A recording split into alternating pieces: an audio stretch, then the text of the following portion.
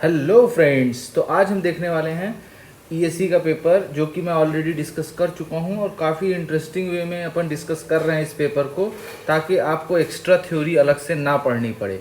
क्योंकि देखिए, आप थ्योरी कितना भी पढ़ लें, यदि आप क्वेश्चन सॉल्व नहीं करेंगे तो अल्टीमेटली आपका एग्जाम में सिलेक्शन नहीं होने वाला है।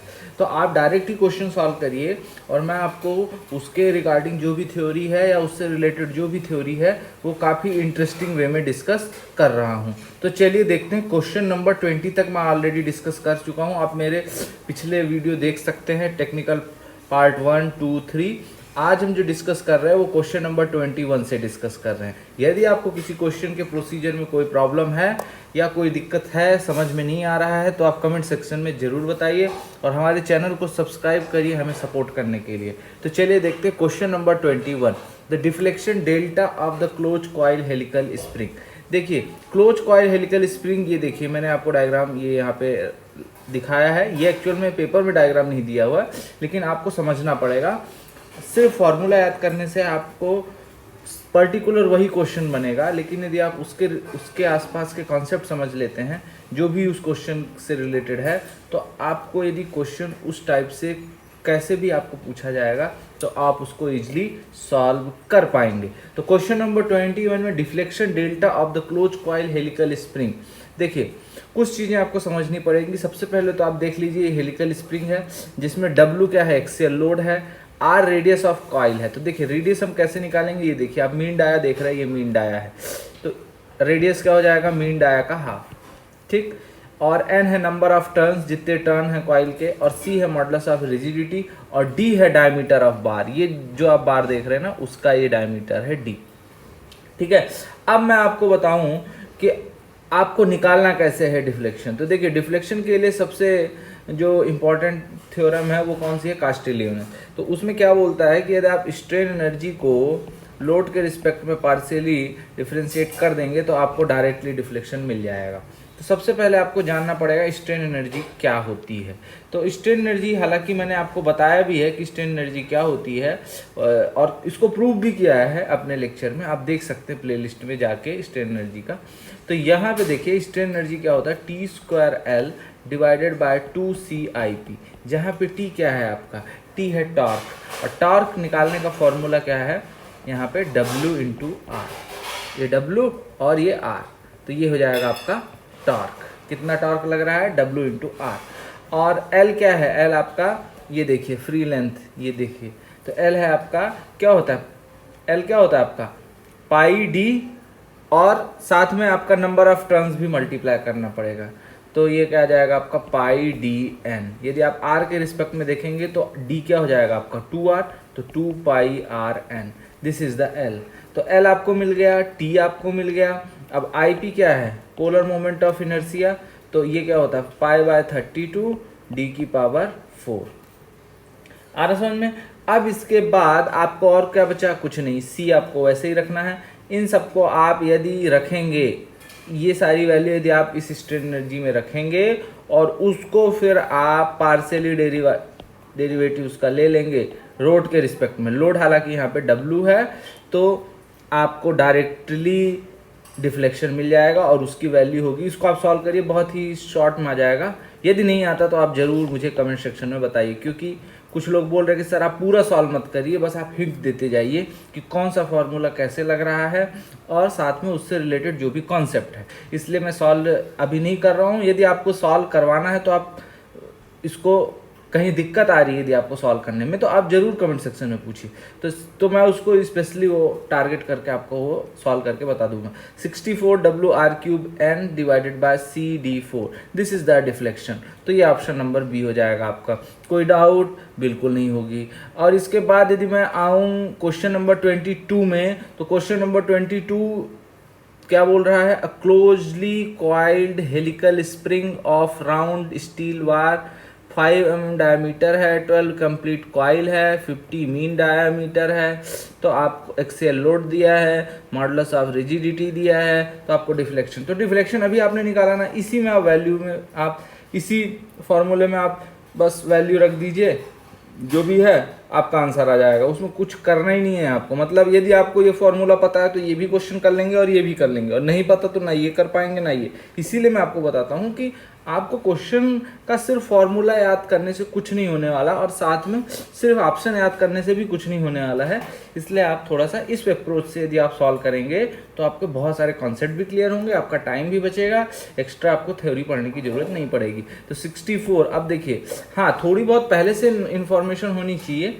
ऐसा नहीं है कि आप फर्स्ट ईयर से ही ये करने लगे, एटलीस्ट एक बार सब्जेक्ट पढ़ लेंगे तो आपको थोड़ा सा इस अप्रोच से यदि आप कोई भी पेपर सॉल्व करेंगे तो डायरेक्टली आप एग्ज़ाम की प्रिपरेशन कर रहे हैं। उसके लिए फिर आपको अलग से कुछ करने की ज़रूरत नहीं पड़ेगी। तो 64, अब देखिए एक्सियल लोड कितना है आपका 100 न्यूटन, तो 100 रख दीजिए आप। आर कितना है आपका आर देखिए मैंने आपको क्या बताया, कैपिटल आर ये मीन डाया है, तो कैपिटल आर कैसे निकलेगा, मीन डाया डिवाइडेड बाय 2। तो डाया कितना है आपका, डाया आपको दिया है यहाँ पे 50 mm। मीन डाया देखिए दो डाया है, एक मीन डाया है और एक है कॉइल का डाया, तो इसलिए आपको थोड़ा सा ध्यान रखना है। ये देखिए एक मीन डाया है और एक है diameter of the wire of the coil, मतलब एक ये वाला डाया है और एक ये वाला डाया है, दोनों अलग अलग डाया है। ठीक है, तो आपको ये ध्यान रखना है कहाँ कौन सा डाया रखना है।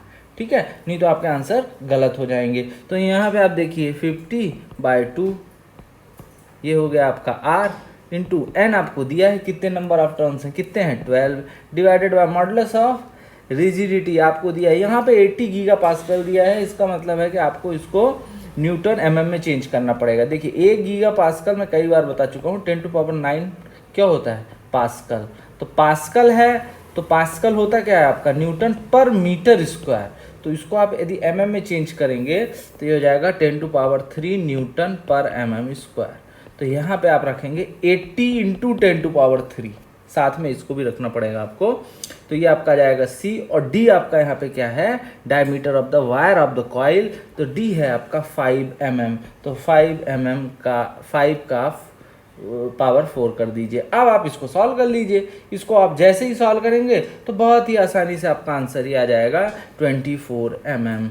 24 mm। तो आपको अब देखते हैं क्वेश्चन नंबर 23। काफ़ी अच्छा क्वेश्चन है। A hollow shaft of external dia 100 mm, internal dia 40 mm, और आपको transmit the power 120 RPM, shearing stress 50 MPa से ज़्यादा नहीं होना चाहिए, आपको पावर निकालना है। तो देखिए मैं आपको सॉफ्ट बना के दिखा देता हूँ और बहुत ही आसानी से आपको चीज़ें समझ में आ जाएगी, ये गारंटी है मेरी। तो इसमें आप एक चीज़ ये बताइए कि ये जो आपको दिया है 100 mm ये पूरा आपको दिया है, ये दिस इज़ द 100 mm, ठीक। और 40 mm आपका सिर्फ इतना है, 40 mm सिर्फ आपका इतना है, दिस इज़ द 40 mm, ठीक। तो कैपिटल डी है 100, स्मॉल डी क्या है आपका 40।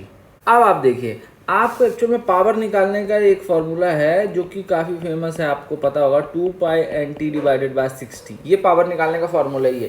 टी किलो न्यूटन मीटर में है तो पावर आपका किलो वाट में आ जाएगा, टी न्यूटन मीटर में है तो पावर वाट में आ जाएगा। यहाँ पे आप देखिए आपको जो नहीं दिया है वो क्या नहीं दिया है, पी नहीं दिया है। तो आपको 2 तो दिया है, पाई दिया है, एन आपको 120 है। आप देखिए टी आपको निकालना है इंटू डिवाइडेड बाय 60, तो टी आप निकाल लीजिए।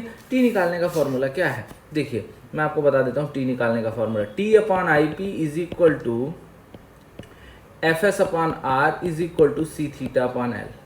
ये आपने टॉर्जन इक्वेशन पढ़ी होगी। तो यहाँ से आप देखिए टी क्या है आपका, टी देखिए टी बेसिकली है आपका 50 है ना टी आपका। तो यहाँ से आपको देखिए शियर स्ट्रेस और इसमें डील करना है आपको, तो इसलिए आपको यहाँ से टी निकल जाएगा FS/IP डिवाइडेड बाय R। तो FS कितना है आपका, FS कितना है, शियरिंग स्ट्रेस कितना है 50, ठीक, इंटू अब आपका IP कितना है π/32 D⁻⁴ minus D⁻⁴ divided by R कितना है आपका D/2, तो 100/2, क्योंकि यहाँ पे जो R रहता है वो मैक्सिमम डाया का हाफ लेना पड़ता है आपको। यहाँ से आप टी की वैल्यू सॉल्व करेंगे और टी की वैल्यू सॉल्व करने के बाद जो भी आएगी उसको यहाँ पे रख देंगे। तो यहाँ पे रख देंगे तो आपका आंसर डायरेक्टली आ जाएगा बहुत ही आसान तरीके से 120 किलोवाट, ठीक। तो यहाँ से आंसर आ जाएगा 120 किलोवाट। नेक्स्ट है question number 24। A circular beam of 100 mm diameter is subjected to shear force 30 kilo newton. तो आपको बताना है मैक्सिमम शियर स्ट्रेस क्या होगा। तो मैक्सिमम शियर स्ट्रेस और एवरेज शियर स्ट्रेस के बीच में एक रिलेशन होता है, वो सर्कुलर के केस में होता है 4/3 टाउ एवरेज, और रेक्टेंगल के केस में 3/2 होता है, और इसमें कितना होता है 4/3। तो ये आप ध्यान रखेंगे। तो यहाँ पे आपको 4/3 लिखना है। टाउ एवरेज क्या है?